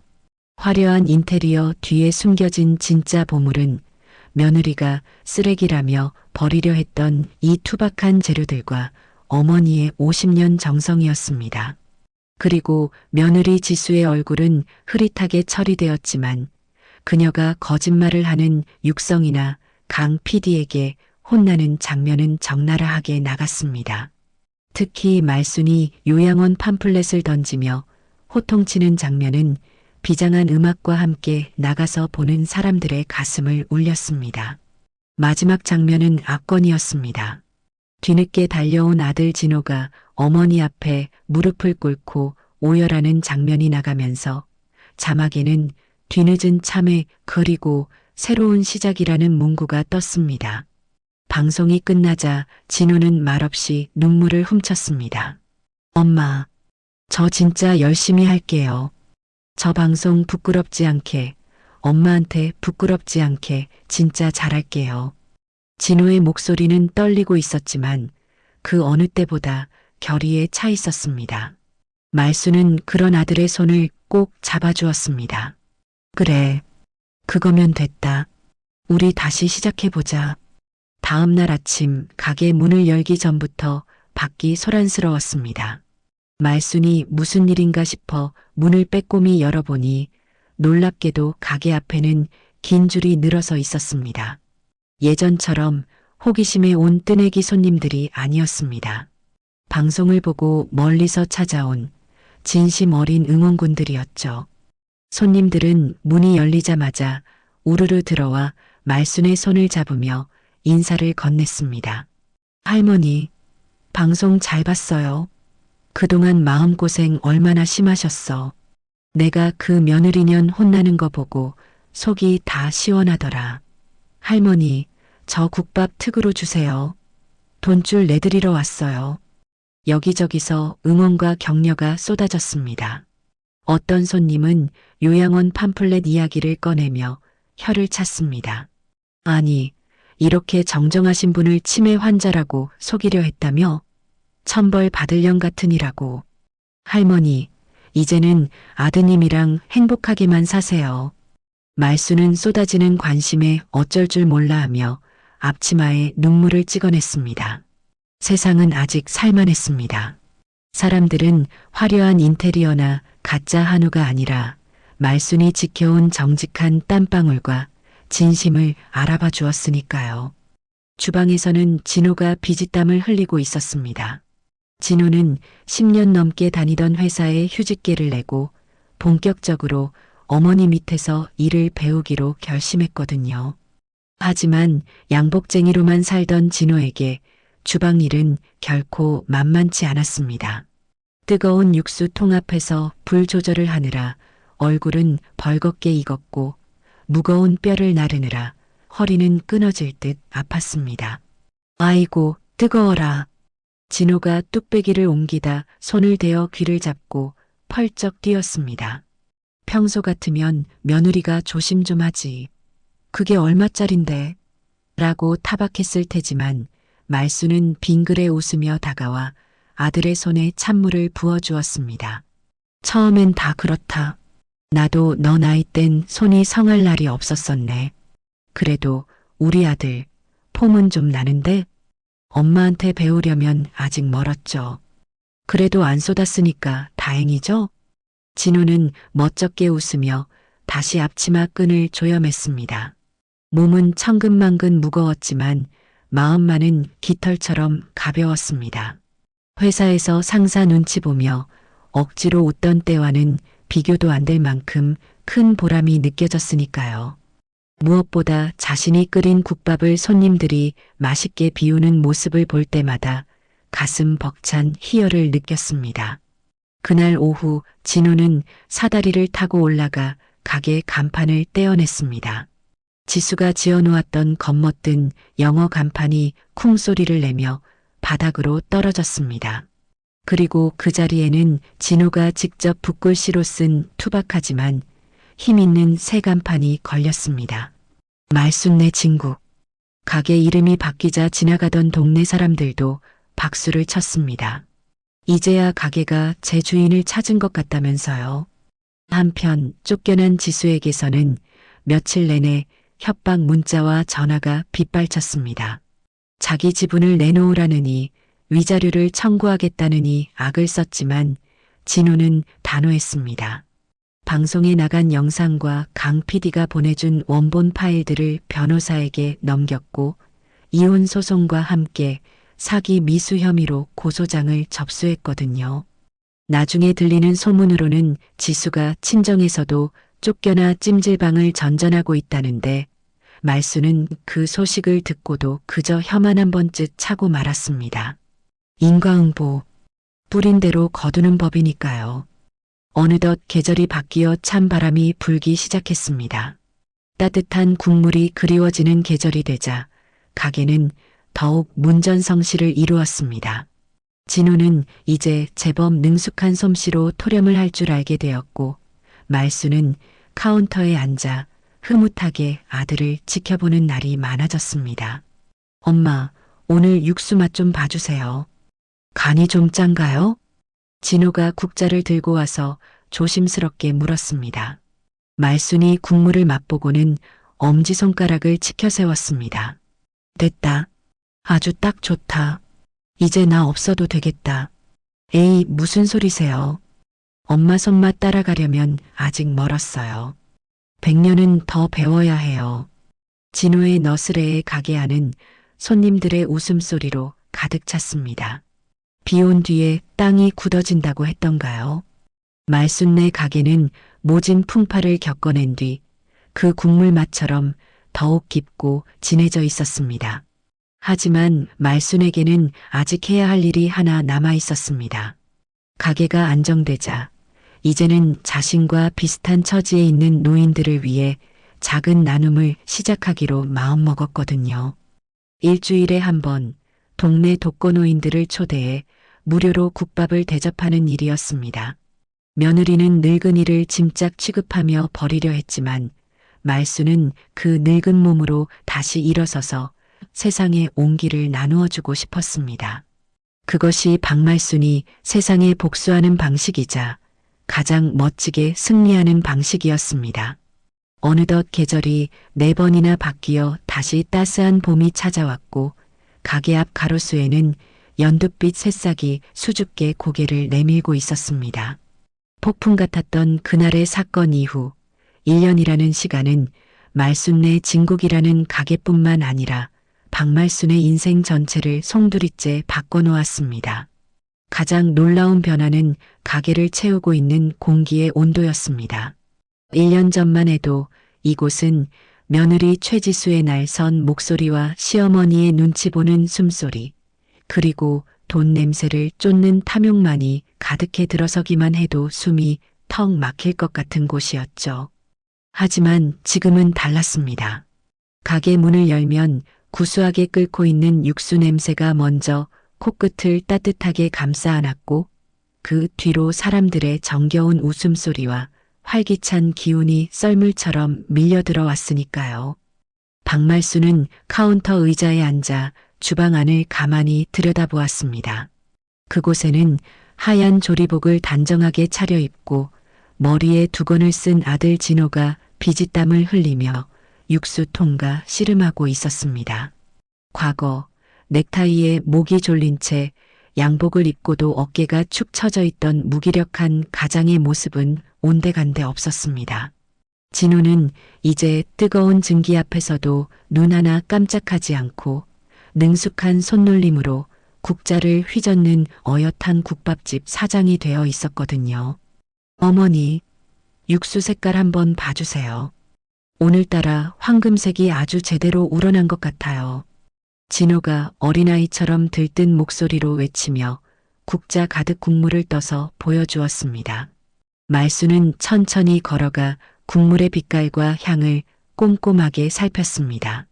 맑으면서도 깊은 갈색이 도는 국물에서는 밴댕이와 팥뿌리 그리고 북어 대가리가 온몸을 녹여낸 진한 향기가 피어오르고 있었죠. 말순이 짐짓 엄한 표정으로 맛을 보고는 이내 빙그레 미소를 지었습니다. 됐다. 아주 훌륭해. 이제는 내가 없어도 되겠다. 하산해도 되겠어. 에이, 무슨 소리예요.